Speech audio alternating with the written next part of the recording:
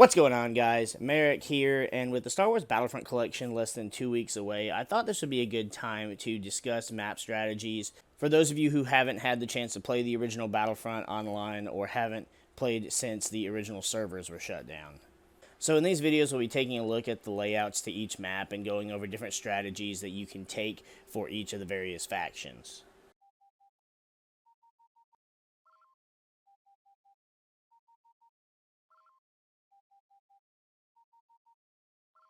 The Yavin Temple is one of my least favorite maps to play on.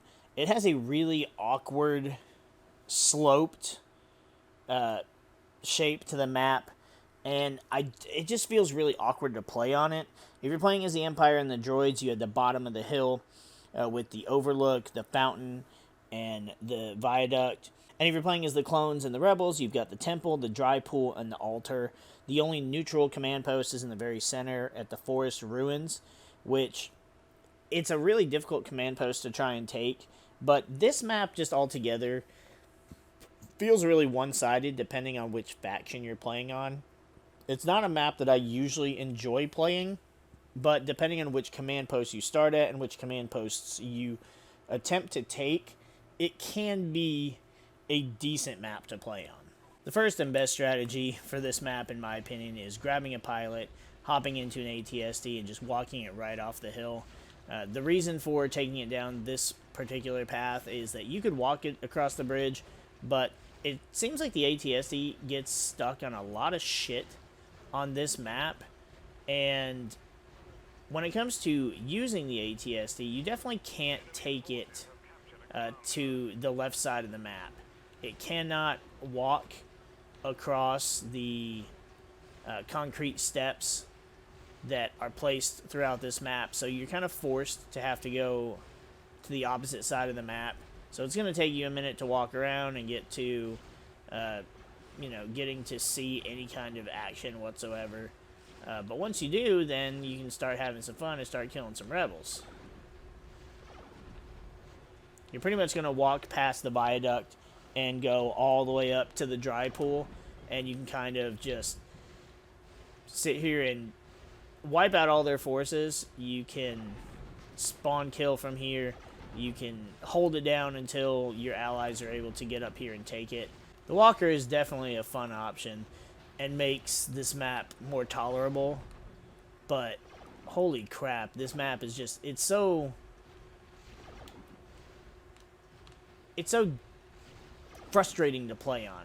I guess that's the right word to use. The visibility on the map isn't great at distances, so like I can see that one of those turrets is shooting at me, but I can't actually see the turret itself. I know that camping the command post isn't the most dignified way to win, but the vehicles are there to be used, and if you don't do it, well, somebody else is going to, so you may as well be the one to take the strategy, take the kills, and take the glory. If you'd rather play as an infantry class, I would personally spawn at the viaduct, and what I like to do is go straight towards the dry pool. You can take whichever side you want, take whichever class you want. You can even hop straight up into this bridge here while all of the rebels are running down.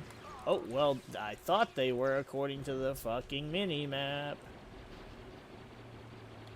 You can usually be more patient than I was and wait for them to leave the command post and then take it for your faction. Or you can just run in here and just kill everyone to clear them out.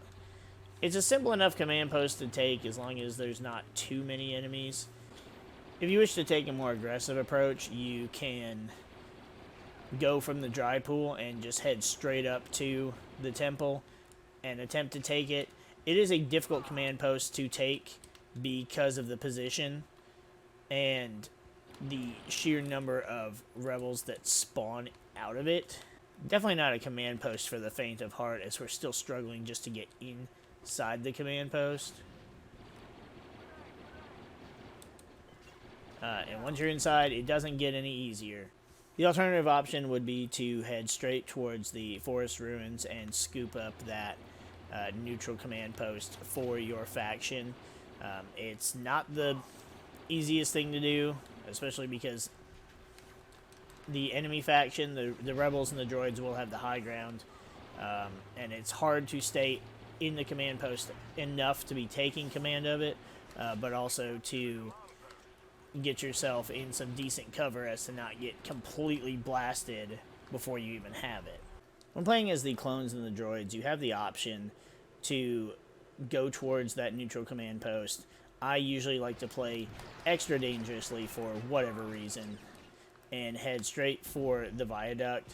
It's an easy enough command post to take over because a lot of the time the enemy will spawn at this command post and they will head straight towards the northern command posts, whether it be towards the dry pool or heading towards that the forest ruins. And so it doesn't really take all that much effort to kind of take it from your enemy. The biggest issue is just being able to see them.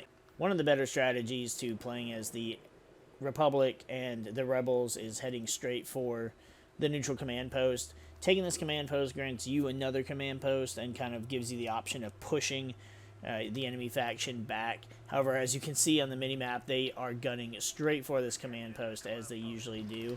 So taking it as soon as possible will grant your faction a pretty sizable advantage.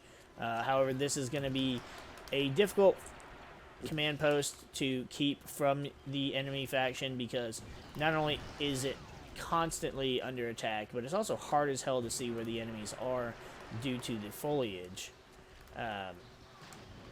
There's plenty of cover, but not a lot of vantage points. So it's difficult to see where the enemies are. You can kind of see where their shots are coming from, but because some of the shrubbery is taller than an average, clone or battle droid, it makes it a lot harder to see. And that's going to be it for our strategic map overview of Yavin 4 Temple. Star Wars Battlefront Classic Collection comes out in just 2 weeks, so we hope to see you on the Battlefront.